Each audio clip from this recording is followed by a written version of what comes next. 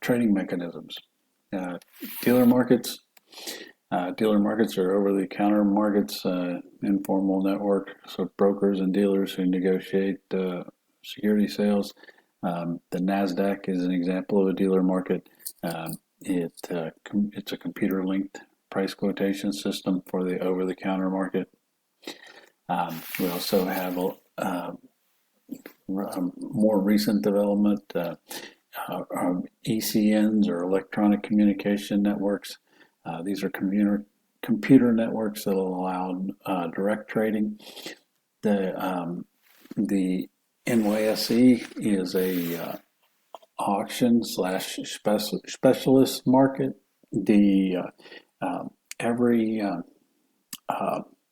Every security that's traded on the NYSE has a specialist assigned to it. That specialist is obligated to make a market for that specific security.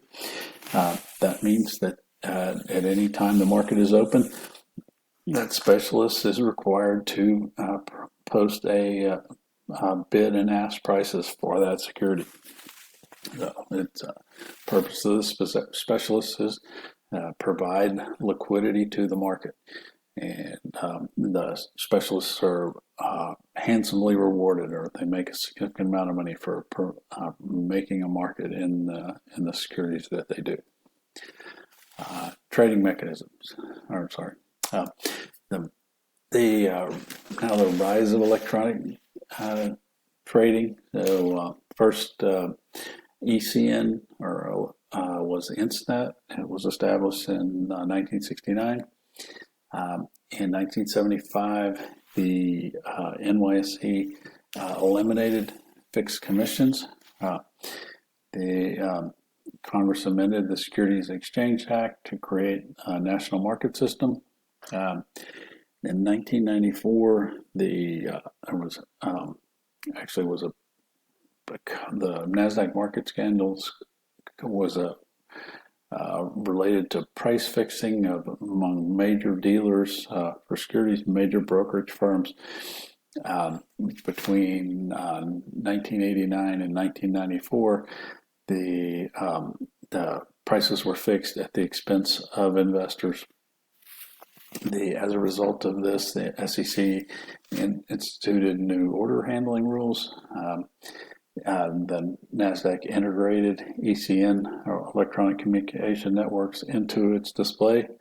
The SEC adopted a regulation alternative trading systems, giving ECNs the abilities to register as stock exchanges. In 1997, the SEC dropped the minimum tick size from an eighth to a 16th of a dollar. An eighth would be 12.5 cents. A 16th is 6.5 cents. So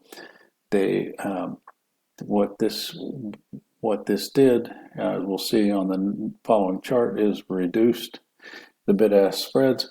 The minimum tick size have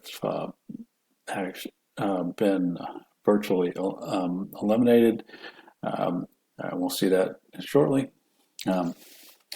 In 2000, the National Association of Securities Dealers has split from NASDAQ. The NASDAQ is a market of an independent market now. 2001 minimum tick size down to a penny. So we went from 12.5 cents to a penny, and we'll see on the following chart, as I mentioned, the effect of that. 2006, the NYSE acquired Archipelago Exchanges and renamed itself NYSE Archipelago was a very large, successful ECN.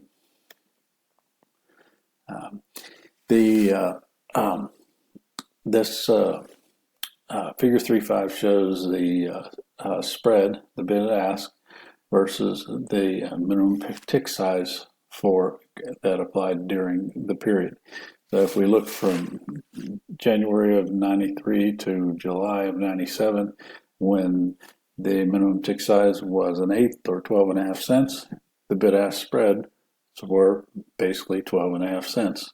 Then we went to a 16th or 6.5 cents. The bid-ask spread fell from below 10 cents to around 7.5 cents. Then when we went into the decimal regime, the bid-ask spread dropped to very close to 2.5 cents. So definitely had an impact on bid-ask spreads. These reduction in tick size, minimum tick size. U.S. markets. NASDAQ is approximately 3,000 firms. The New York Stock Exchange, is the world's largest stock exchange. I believe it is twice as large as any other country's stock market in the world. It is, and as a result, is also the largest stock exchange in the U.S. as well. So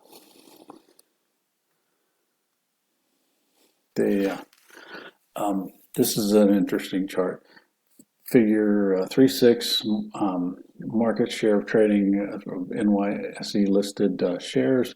Go back to 2002, and about 80% of the shares that were traded on the NYSE were traded on that exchange.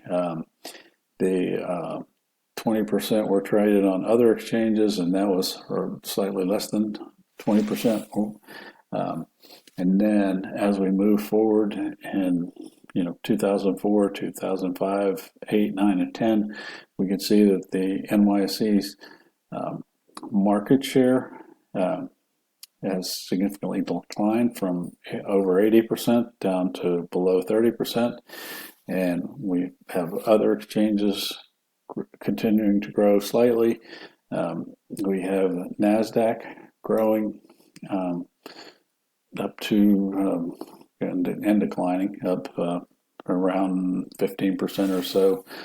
Direct Edge is around 10%. We can see some of the NYSE ARCA in there. It's kind of difficult to see some of them, but the point being that the NYSE, although it is still the world's largest market, its market share of trading has declined relative to others.